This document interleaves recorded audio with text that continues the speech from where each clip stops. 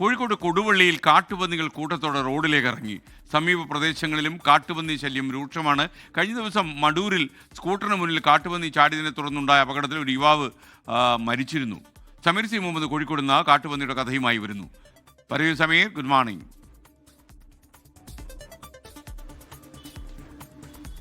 Good morning SKN. Koduvally മുനിസിപ്പാലിറ്റിയിലെ ആറങ്ങോട് ഭാഗത്താണ് ഇത്തരത്തിലുള്ള ഒരു കാഴ്ച.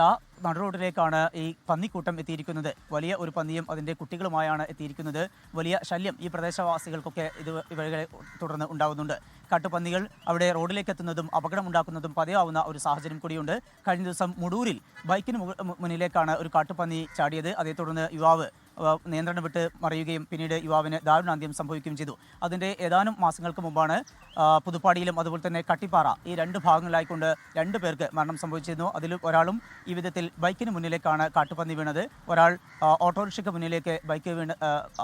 മുന്നിലേക്ക് പന്നി വീണതോടെ നിയന്ത്രണം നഷ്ടമായി. ഓട്ടോറിക്ഷ മറിഞ്ഞും അപകടം സംഭവിച്ചിരുന്നു. ഈ മരണവും സംഭവിച്ചിട്ടുണ്ട്. ഈ മേഖലയിലാണ് ഇപ്പോൾ വീണ്ടും കാട്ടുപന്നികൾ എത്തിയിരിക്കുന്നത്. ജനവാസ മേഖലയിലേക്ക് എത്തുന്നു, റോഡിലേക്ക് എത്തുന്നു. ഇരുചക്ര വാഹനങ്ങളൊക്കെ വളരെ വേഗത്തിൽ അപകടമുണ്ടാക്കുന്ന ഒരു സാധ്യതയാണ് ഉള്ളത്. കഴിഞ്ഞ ദിവസങ്ങളൊക്കെ ഇതുമായി ബന്ധപ്പെട്ടുള്ള ആരോപണങ്ങൾ ഉയർന്നു, ആക്ഷേപങ്ങൾ ഉയർന്നിരുന്നു. കാട്ടുപന്നികളെ മുഴുവൻ പിടികൂടണം, ജനവാസ മേഖലയിൽ നിന്ന് നീക്കം ചെയ്യണം, വനംവകുപ്പ് കർശനമായിട്ടുള്ള നടപടി സ്വീകരിക്കണം എന്നായിരുന്നു അവരുടെ ആവശ്യം. നാട്ടുകാരുടെ ഇത്തരം ഒരു ആവശ്യത്തെ പക്ഷേ വനംവകുപ്പ് മുഖവിലേക്ക് എടുക്കുന്നില്ല എന്നാണ് ഏറ്റവും പ്രധാനപ്പെട്ട ഒരു കാര്യം. ഏതാനും ദിവസങ്ങളിൽ അവിടെ വെടിവെപ്പ് നടന്നിരുന്നു. പക്ഷേ ഇപ്പോൾ അത് നിലച്ച മട്ടാണ്. അതുകൊണ്ട് തന്നെ കാർഷിക മേഖലയിലേക്ക്, കൃഷിയിടങ്ങളിലേക്കൊക്കെ ഇവ എത്തുന്നുണ്ട്, കൃഷി നശിപ്പിക്കുന്നുണ്ട്. ഒപ്പം തന്നെയാണ് അപകട സാധ്യത വർദ്ധിപ്പിച്ചുകൊണ്ട് റോഡിലേക്ക് കൂടി എത്തിയിരിക്കുന്നത്. സമീർ സി മുഹമ്മദാണ് വിവരങ്ങൾ നൽകിയത്.